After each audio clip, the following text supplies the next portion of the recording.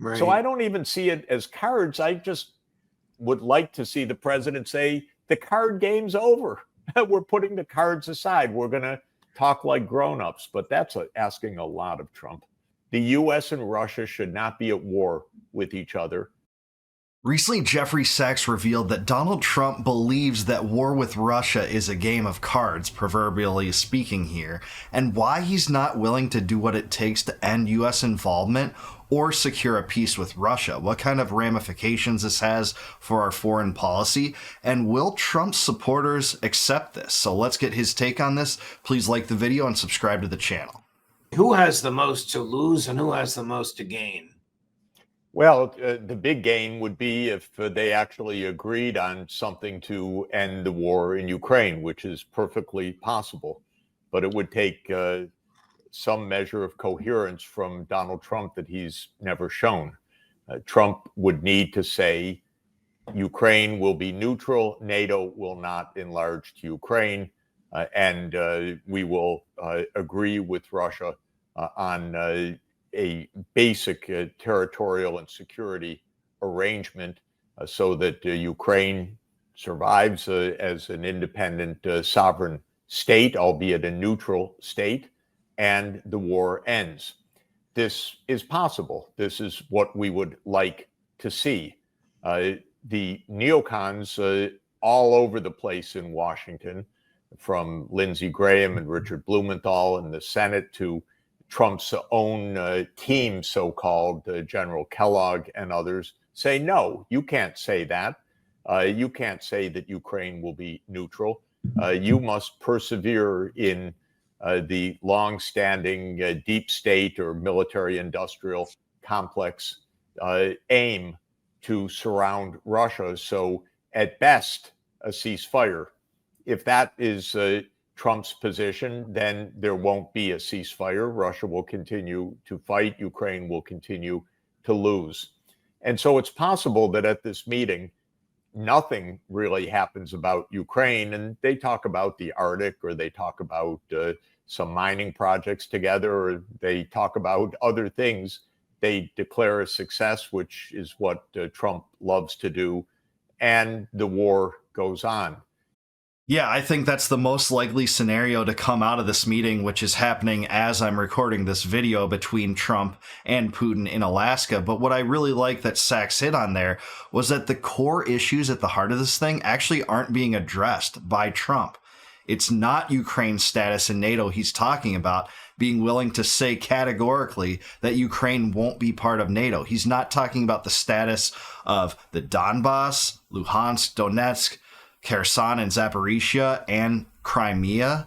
He's only made like one comment about Crimea's status and said that it wouldn't be part of Ukraine way back in April, not talking about that. The only things being talked about in the lead up to this is territorial swaps, both of which parties are kind of digging their heels in against them, saying that, you know, our constitutions prohibit us from giving away that territory. Whether or not any side would budge on that, it seems like demilitarization, removing NATO assets, Ukraine's status in NATO, and denazification is much more important to Putin if there is any leeway given to the United States here.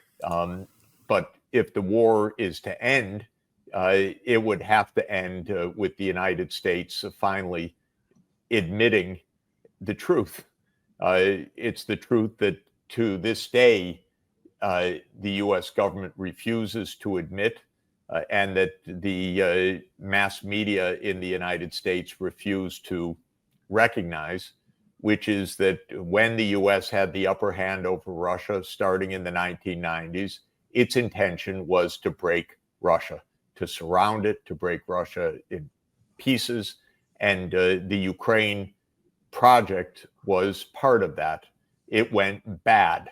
It was an attempt to take over Ukraine by the U.S.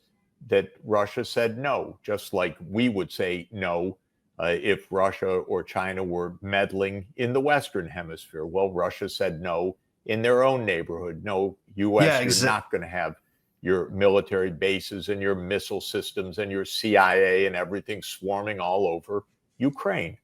Yeah, that's exactly what happened, and he puts it perfectly because the US government at the time took this unipolar moment when the US was the world's sole superpower and thought that they could use that to the advantage of empire building to expand NATO's borders, contrary to what they said, push NATO all the way up to Russia's borders, which wouldn't be accepted by the United States if they tried to do that same thing in Mexico, constantly saying that, hey, Ukraine's going to be part of NATO. What if Russia had said, hey, Mexico is going to be part of BRICS? And by the way, we're going to coup their government, install a government that's more adversarial to the United States. The United States did that in Ukraine, by the way, in 2014 in the Maidan coup, and then send military weapons with offensive purposes to Mexico. The U.S. wouldn't accept that, so he's exactly right. And the U.S. went down this primrose path, as John Mearsheimer calls it, beginning in the mid-90s, and that's what we've led to today. And if Trump would acknowledge this, the war would come to an end. It's as simple as that. But he's pretty gutless. It means standing up to the U.S. military-industrial complex. He doesn't do that. So I'm not very optimistic that much is going to happen, but I would be happy to be proved wrong. I have the same attitude. I don't think anything's happening from this conference, but I'd love to eat crow. Nothing would make me want to eat crow more than celebrating a lasting peace to this thing. But I think Sachs is right. He's not willing to stand up to the military-industrial complex or even stand up to people like Keith Kellogg or Lindsey Graham that are part of these diplomatic parties. You know, you're supposed to secure peace with neocons constantly urging you to keep the war going and escalate it. I don't think that's going to happen. As we speak, the CIA is fomenting violence in the state of Georgia, not the U.S. state of Georgia, but the country of Georgia against Russia. The CIA and other American intelligence assets are guiding Ukrainian use of American artillery and missiles to kill Russian soldiers. And General Kellogg is on his way to Kyiv. God only knows to say what. Great. To President Zelensky. It's almost, and President Trump declared last week, I think you and I may have mentioned this, that Russia poses a material threat to the national security of the United States. Whereas in reality, it's the other way around. Exhibit 1, General Donahue and his threat to invade Kaliningrad.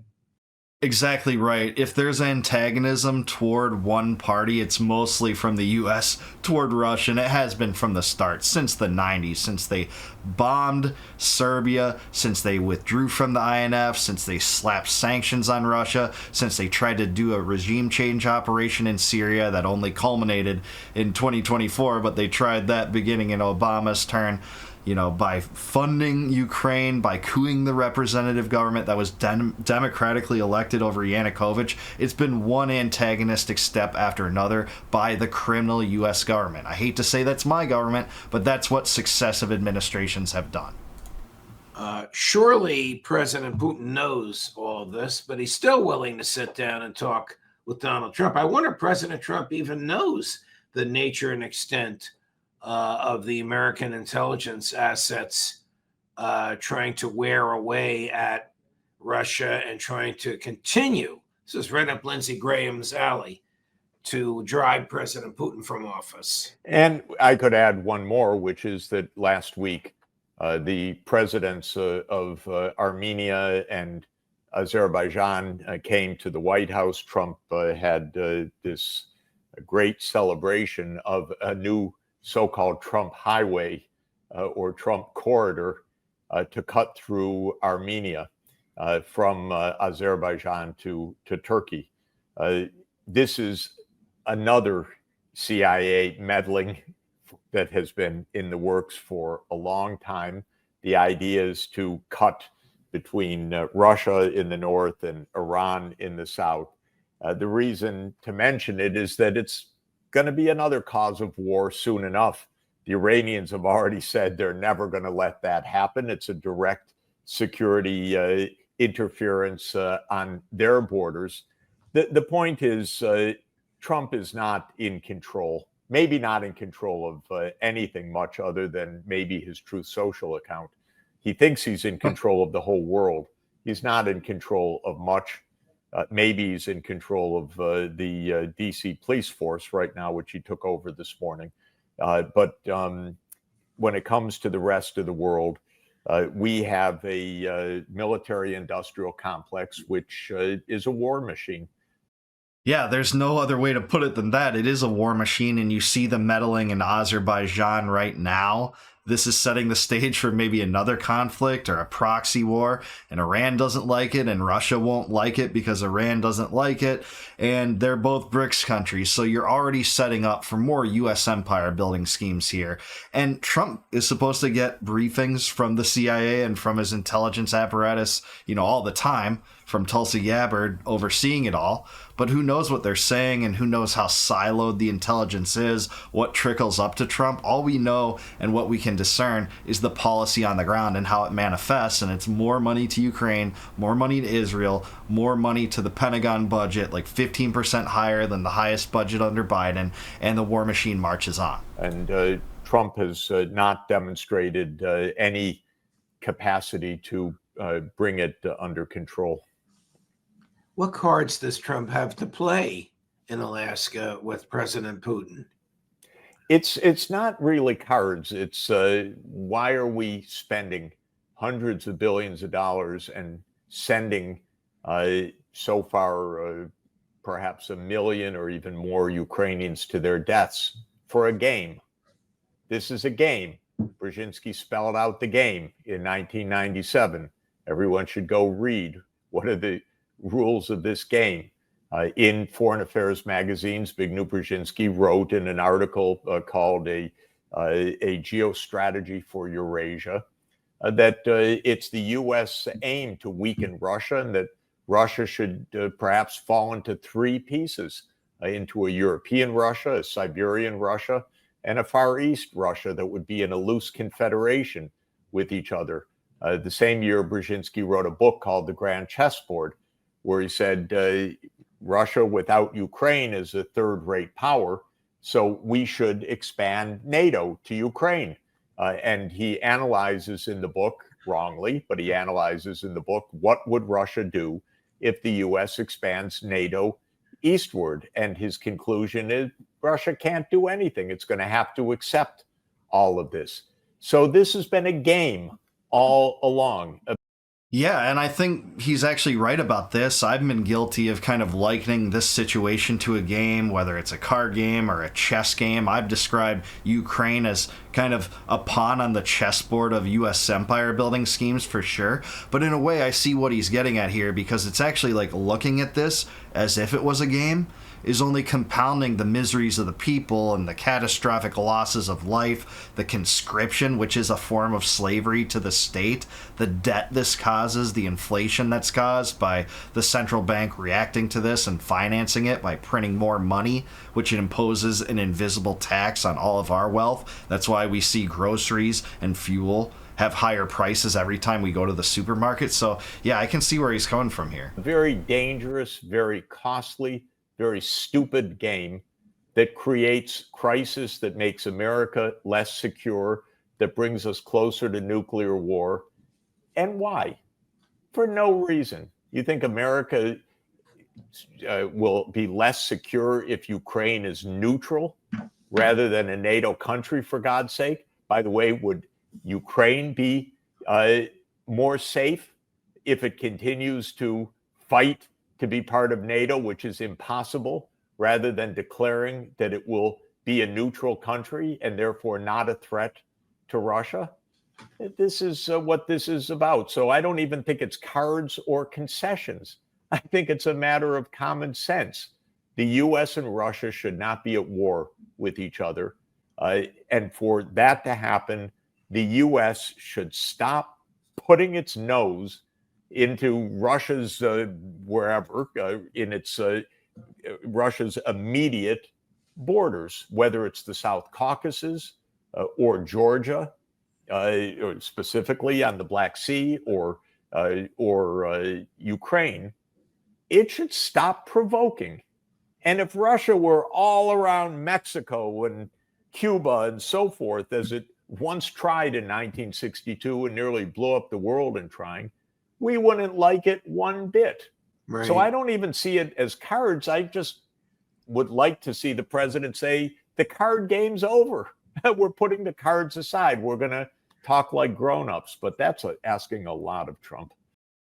It sure is, but hey, I'm with him. I would love to see the declaration that the card game, after 3 decades, is once and for all over. And, you know, the point he made there that I think is so great is the fact that Ukraine's security, if anything, is probably going to be amplified if it's a neutral country, if it's the buffer zone that Putin kind of desired and what would have lent itself more security in Ukraine, and not being kind of, again, a pawn on this chessboard, if you're speaking of the game nomenclature, the game, perspective here.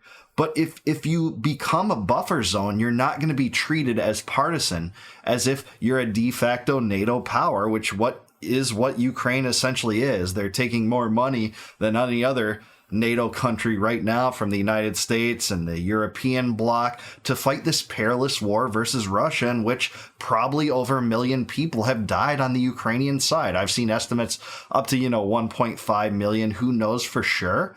But all this hasn't changed. The situation on the ground hasn't changed, no matter how many times Trump flirts with, idle threats like more sanctions or secondary tariffs. That hasn't changed anything. The only thing that would change is disengagement, reversing the Bucharest doctrine that said Ukraine is going to be part of NATO by saying categorically Ukraine isn't going to be part of NATO. We need an inverse to the Bucharest summit. We need a commitment to withdraw NATO resources from Ukraine. Ukraine could be something like Switzerland, a country that's traditionally neutral, and because of that, stays out of European wars, including World War II. And they could be well armed, but not on the backs of American taxpayers. That's not what we want. And the solution isn't to create a proxy war by saying, hey, the U.S. is out of it, but hey, we're still going to let European powers, buy arms from us. And then those arms would go to Ukraine to fight Russia. It's the same thing, just creating a new middleman, this being the Ukrainian or the European states, to fight a proxy war versus Russia. The U.S. wouldn't be disengaged at that point. But more important than securing a peace with Russia directly from Trump's perspective, I think, is just disengagement. Get out of there. That would be the thing that is most likely to create a peace, because Zelensky's hand would be forced. I don't think you'd see Starmer and Macron and mayors saying, how much support they're going to dump into Ukraine at that point, because at that point they have far less capital or, ability to affect any kind of situation there, even though the situation isn't being affected right now. So that's what I see. I think this is likely to result in nothing. I'd love to be proven wrong. I hope a peace is established, but nothing's indicated to me yet that Trump is willing to do what it takes. And it is the things we've discussed here. It's not territorial swaps. Those are considerations, but I don't think they're as important to Putin based on the documented history as Ukraine's status in NATO, demilitarization, de-escalation, and denazification in Ukraine. Removing the influence of the Azov regiment and the paramilitary groups that are literal Nazis that the U.S. corporate media just won't report on anymore when they did report on them prior to 2022. But that's what I think. I want to hear what you guys think, though. Let me know down below. Is Jeffrey Sachs right about this? Is this conference in Alaska likely to result in any kind of peace? And what does this mean for Trump's support among his base? If he doesn't solidify a peace, will that hurt him even more? Let me know in the comments down below. Like the video, subscribe to the channel, subscribe to Napolitano also.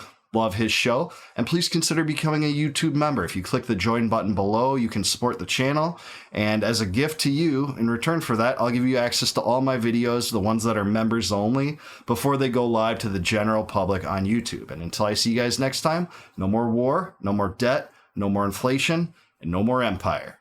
Peace out, guys. Catch you in the next one.